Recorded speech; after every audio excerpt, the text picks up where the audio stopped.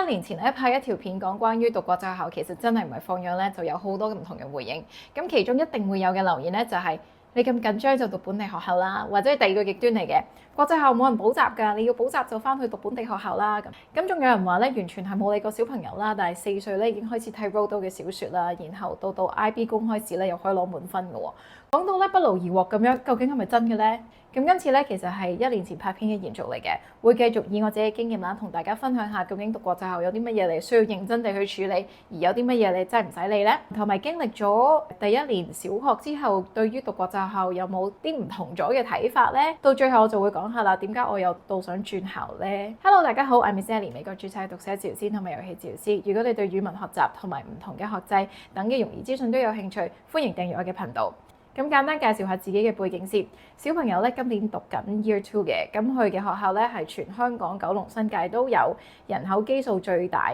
一條龍嘅 IB。我諗大家讀緊嘅都會知我講邊間。而讀緊幼稚園或者初小嘅你哋咧，應該都曾經有一個疑問就係佢哋 hea 到咁，點解會出到狀元嘅咧？咁有啲人一定會話因為係中學嘅時候啲精英學校插入去噶嘛。但係其實學校嘅網頁都好清楚咁列明晒狀元嘅背景資料，好多咧都真係由幼稚園小學咁樣一路升上去嘅，仲要咧佢間分校都係好平均地 around 36分嘅喎。可能有人會覺得 IB 簡單過 DSE 嘛，咁梗係多狀元㗎啦，邊得嚟咁多嘅啫咁。我開始講我嘅睇法之前咯，我想大家了解下 IB 45分狀元同埋平均分36分係一個乜嘢嘅概念。佢嘅考試咧 IBDP 咧係得最尾嗰2年嘅啫，咁係要考6科啦，每科咧係要考2至3份卷，咁亦都有 internal assessment， 咁個評分咧係1至7，咁個考生咧要喺1個月之內咧考15至20份卷，咁internal assessment 就分開2年咁樣去評估啦，佔20% 左右嘅。咁如果你考到6科都係滿分嘅話咧，都只係42嘅啫喎。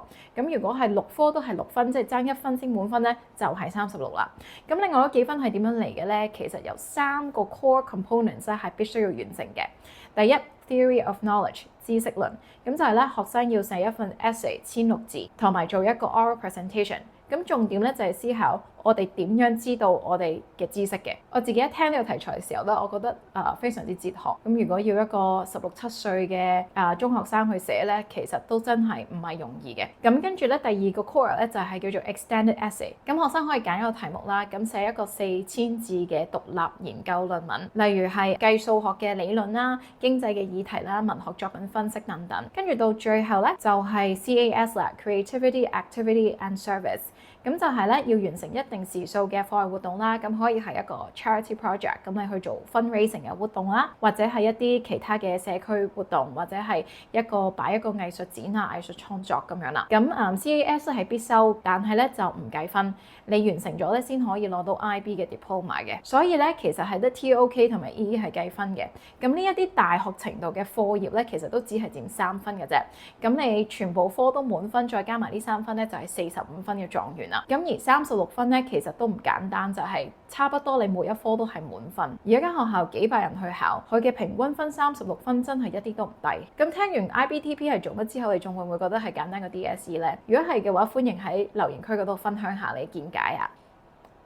咁至於諗法有啲乜嘢唔同咗咧？就係第一，數學方面喺 Year 1嘅時候咧，我承認我有嫌棄過佢哋教啲數學咁淺嘅，因為5歲都仲教緊1至10，我覺得好誇張咯。而家啲人嚟3歲已經識㗎啦嘛。咁但係我發覺咧 IB 個教法咧，其實唔係淨係要認得1至10咁簡單，佢係要小朋友好熟習1至10裏邊嘅 number bonding， 即係2+8、7+3，跟住之後佢會延伸到20，跟住50，跟住100咁樣去啦。咁如果你好熟呢啲 number bonding 之後咧，其實之後你嘅解題咧就可以得心應手㗎啦。咁最近咧有一個數學嘅老師有同我講，佢話升上本地小1嘅小朋友，普遍咧都係淨係識得計數字上嘅加減嘅。文字題咧唔識解，調轉咗問咧又答唔到嘅喎。咁反而咧我個女係解題又解得好好啦，然後你唔同嘅角度問佢，佢又識嘅喎。咁雖然咧我課後係冇補習嘅，咁但係我自己係有用蒙特梭利嗰套教材去平時同佢玩下啲遊戲啦。咁每個星期咧我都會俾1至2版嘅數學佢做。咁我係用新加坡數學嘅教材嘅，因為我覺得佢哋教數學嗰個方法咧，佢哋係用螺旋式，一樣都係以理解為主。咁佢哋都係要應用到喺嗰個情景嗰度啦。咁呢方面我覺得同 IB 係好似，只不過咧佢係比較 structured 嘅。相觀齊下，我覺得 IB 嘅數學科係 OK，因為去到之後 IBDP 咧就唔係淨係計數咁簡單，有好多分析喺裏邊啦，亦都要用文字去講點解你係要咁樣計一條數咯。咁我以前細個嘅時候喺香港讀書咧，我都係好似呢位數學老師所講啦，淨係識得計啲數字嘅加減啦。咁但係文字題咧，我係好差好差。咁當然其中一個原因就係，我覺得香港嘅文字題有專登係出到好難嘅喎，即係佢又好刁鑽咁樣。咁但係個小朋友佢學數字嘅加減嘅時候，佢其實真係未話好清晰、好理解點解一定要咁計，但係就已經係去咗下一個 topic，即係簡單講佢個進程係太快咯。咁而家我個女嗰種咧就係佢係深耕，佢停喺呢個 topic 度好耐嘅，咁但係佢係要你好熟，跟住之後佢先會做第二樣嘢。所以其實佢呢個教法真係做到多角度理解嘅喎，而且小朋友會細細個就習慣咗點解呢條數要係咁樣計咯，而唔係可能20+16就咁一個直式去計。對佢大個咗要做好似 theory of knowledge 呢一類嘅 essay 同 presentation 咧，佢哋會得心應手好多咯。第二樣嘢咧就係教英文啦，我覺得個 pace 咧比我想象中快嘅。其實我都係小朋友讀咗成年之後，即係幾個月之前收翻晒啲 coursework，先知道原來佢學校做緊嘅嘢係咁深。我喺屋企教緊啲嘅嘢係好 basic。佢哋寫好多 reflection 同埋 observation report，幾乎每一次做完一個活動之後，佢哋都會反思同埋寫佢哋喺呢個 project 裏邊學咗啲乜嘢咯。而啱啱上個月佢先寫完 letter of persuasion，咁所以我覺得我一直教佢嘅基礎嘢，例如 phonics、spelling、寫作框架咧，呢個方向係做得好啱嘅，因為佢係要有呢一啲嘅基礎啦。咁喺學校咧，佢先可以好深入咁寫到一篇嘢出嚟噶嘛。咁如果你想睇下 writing 具體其實要點樣教，你可以睇翻我上一條片嘅。另一個驚喜嘅發現咧，就係原來我女咧而家睇書係會成日停低去思考同埋分析同埋評價呢個故事嘅情節嘅。例如我之前同佢睇 Roald Dahl 嘅 Magic Finger， 裏邊咧有一段咧講到個老師咧聽到個小朋友串字串得唔啱咧，就叫佢罰企喎。咁佢就好戥個女主角唔抵啦，就話 You know the teacher is not supposed to punish the child。Because she's still learning, it's okay to make mistakes. It's the process. 咁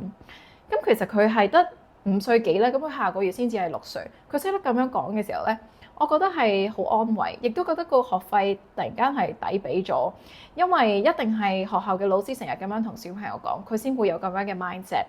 我諗以佢嘅性格啦，喺本地學校嗰度成長，佢一定淨係會能夠共情嗰個俾人罰嘅小朋友，但係唔會覺得罰嗰個老師係有咩問題。因為本地就係一向用罰同埋鬧去逼啲小朋友去學嘢同埋聽話噶嘛，佢識得去批評個老師嘅做法咧，其實我覺得好開心嘅。第三個發現咧就係我發覺國際學校尤其係行 IB 嘅話，你小朋友學唔學到嘢咧，完全係取決於你遇唔遇到一個好嘅老師。我女間學校咧係完全冇測校功課呢一類嘅評核機制嘅，所以基本上咧係管唔到老師喺上課嘅時間去同啲小朋友做啲乜嘢。一啲冇心教嘅老師咧，其實佢哋真係會放羊咁樣自己行去 coffee break 啦，同同事吹水，咁任由啲小朋友漫無目的咁樣玩啦，去玩 iPad 啦，或者係唔知玩啲乜嘢啦咁，美其名咧就係個 iPad 裏邊咧有一啲嘅 learning program 喺度，但係實在咧就其實都冇老師去監管小朋友係咪真係玩緊個 learning program 嘅。有啲小朋友咧係走去開咗 YouTube 係冇人理㗎。咁你問佢個小朋友喺度做緊啲乜嘢嘅時候咧，其實佢一句 learn through play 咧，你真係奈佢唔何嘅。咁如果有呢啲情況咧，其實你預咗嗰年咧都係要 homeschooling 㗎啦。咁返學咧當學下社交咁樣，就唔好有啲乜嘢學業上嘅期望啦。咁所以我其實覺得冇考試測驗默書，某程度上唔係話監管唔到個細路，係監管唔到啲大人。咁雖然咧，我睇住小朋友呢幾年各方面嘅進步真係好多，但係我都有諗過要同佢轉校嘅。個最主要嘅原因咧，就係因為我想去學好中文。雖然我好認同國際學校嘅教育理念啦，但係我覺得唔需要淨係識英文咯。尤其當個小朋友係有語言天分嘅時候，更加唔應該浪費。我諗住轉校唔係因為呢間學校唔好，而係課後嘅中文 support 真係好少。咁我之前有出個 thread 問大家關於中文書同埋教中文嘅問題，咁好多人嘅留言，我覺得都講得好啱嘅，就係繁體字個中文 market 真係太細，所以 graded reader 嘅選擇真係得好少。一般人真係要有返中文咁上下水平，先會睇得明書局裏邊嗰啲中文故事書嘅。個問題係你究竟點樣先可以有咁上下水平呢？又冇簡單嘅中文書去練習，雖然呢個 post 大家都有好踴躍咁去講話有啲咩書可以買，但係我諗如果要完全用課外閱讀嚟到去教中文，好似教英文咁呢，仍然係有一定嘅難度嘅，因為喺外國就係幾百年嚟佢都係用課外閱讀嚟到教英文噶嘛，而中文一向都係用教科書嚟教中文噶嘛，咁所以少呢啲橋梁書真係好正常。而我諗轉後呢樣嘢呢，我都係諗住揾翻 bilingual 嘅國際學校啦，但係就一定唔會諗本地或者直資啊，因為由始至終我都係淨係 buy 國際學校嗰套引導式嘅全人教育，而唔係本地嗰種拔苗助長、重成績、強迫學習。咁香港呢，就勝在有好多唔同款嘅國際學校啦。當然我知道考察班係好難啦，咁我其實都唔介意繼續留喺呢度讀。因為呢間學校真係 benefit 咗我小朋友好多，多角度思考、全人發展，佢哋真係唔係口號嚟嘅，真係做得到。同埋見到小朋友嘅 coursework 嘅時候咧，我真係好唔捨得掉，因為都見證住佢嘅進步同埋過程，而且係好有驚喜嘅。IB 嗰個 learning curve 咧，雖然唔係好似其他學制咁樣循序漸進，而係好突然嘅，會係平，跟住突然間進步平咁樣嘅。咁所以咧，家長嘅耐心引導係非常重要。但係記住係引導啦，而唔係夾硬逼佢狂練。我自己教小朋友 phonics 咧，都係一邊睇書一邊教嘅。仲要咧，其實成套 system 我係冇教晒，我淨係教咗一小部分。咁佢有5個 level，我就係教咗3個啦。但係已經足夠佢自己一路睇書一路進步。所有嘢都係不知不覺間發生嘅。如果你有興趣，可以睇我之前拍嘅免費 webinar，裏邊咧有示範到我平時係點樣教嘅。到最後嘅總結就係，我認為雙管齊下一定係最好，唔好淨係完全靠學校，自己課後教，但係都唔可以無視學校嗰套嘅理念，要配合嗰個學制啦，引導個小朋友學習。呢個做法咧一啲都唔容易，係極花心思。咁我希望今集嘅內容對大家有啟發。如果你中意今集嘅影片，記得 like、comment、share 同 subscribe。我哋下次見啦，拜拜。